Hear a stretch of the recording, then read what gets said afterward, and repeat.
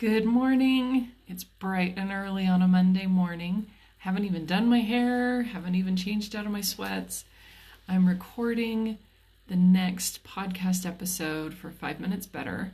And just to take advantage of the different platforms, I'm going to go live while I do that. So, pardon me while I look at my notes and we'll get started recording the podcast. Good morning. Welcome to 5 Minutes Better. As those of you who turned in for the last couple of episodes know, I've been doing some research recently on the brain. When we talked about magnesium, I shared the magnesium is a part of helping many various functions. Today, I want to share with you what I've learned about a substance that works to harm multiple functions.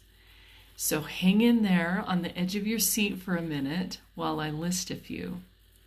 High levels of this substance causes a reduction in brain-derived neurotrophic factors, also called BDNF. Without enough BDNF in the brain, growth, development, and communication between cells is impaired. This contributes to things like Alzheimer's and dementia. We will save further discussion about those degenerative diseases for another day, but let it be noted that patients with Alzheimer's and dementia often also have depression. High levels of this substance alters the inhibitory neurons in our brains. The inhibitory neurons release the chemical GABA, G-A-B-A, which is like the brain's brakes. Excessive brain activity can lead to depression. GABA helps slow that activity down. High levels of this substance inhibit the body's ability to produce serotonin, both in the brain and in the gut. B vitamins, especially folic acid, are critical to the production of serotonin. But B vitamins are also used to metabolize this substance.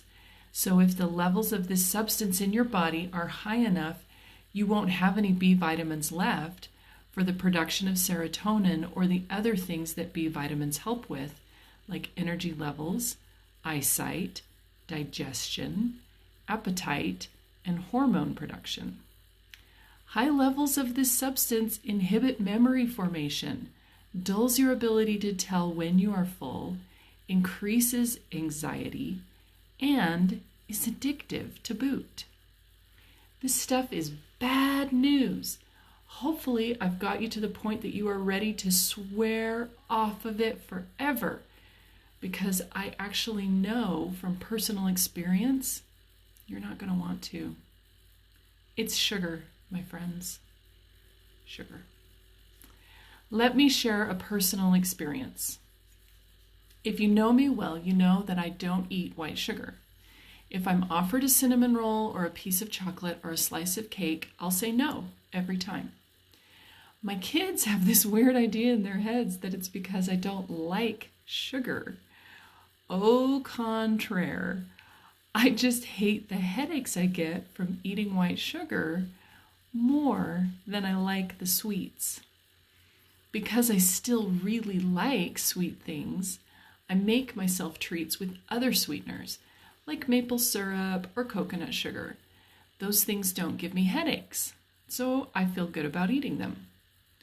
Well, several days ago, I felt like I should get off all treats made with sugar. Every time I crave something sweet, I've grabbed a piece of fruit instead.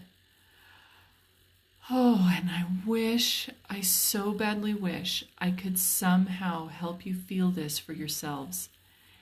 Even though I hadn't felt like I was struggling, my mood is now so much lighter. When the regular yuck of life happens, I get back to happy faster. And it just occurred to me that maybe the reason the holidays can be so depressing is because we have a big sugar kickoff at Halloween and don't let up until January. We've blamed it on stress and weather and all sorts of things, but what if it's the increased constant drip of sugar? Anyway, this experience of getting off of even what I thought were the good sugars is what made me want to do some research on the connection between sugar and depression.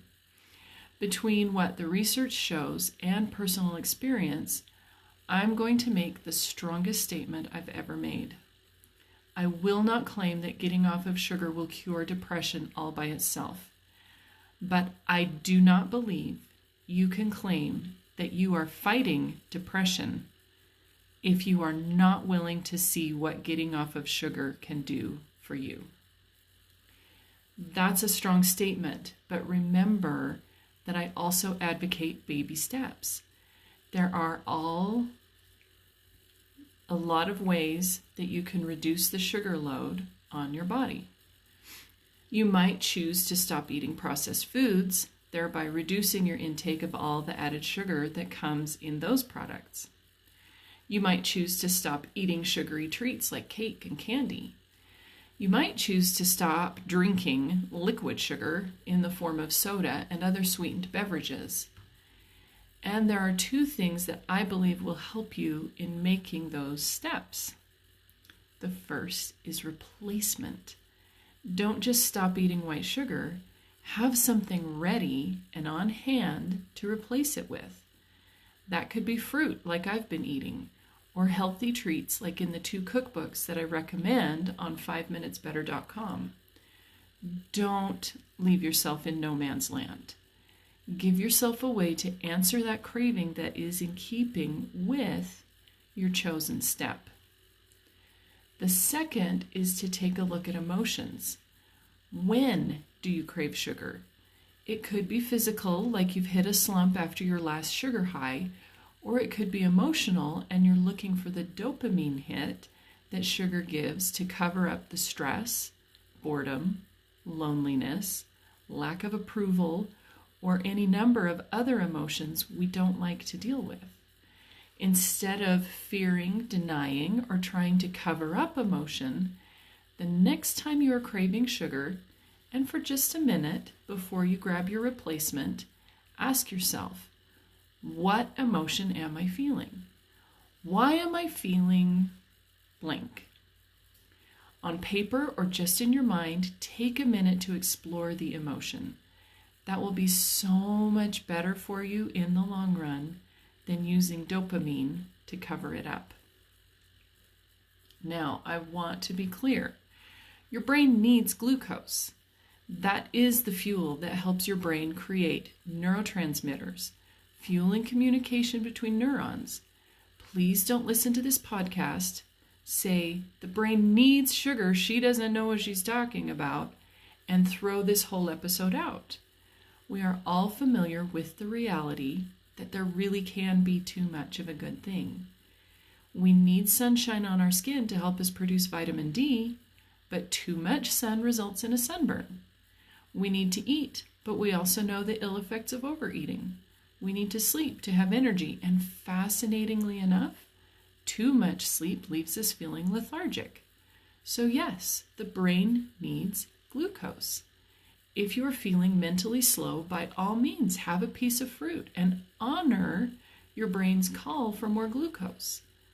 I am not calling for 0 carbs. I'm calling for 0 sugar in the form of processed junk that's over the top, more than your body needs. Because we get way more sugar than our brains and bodies need, and it's that's causing literal harm.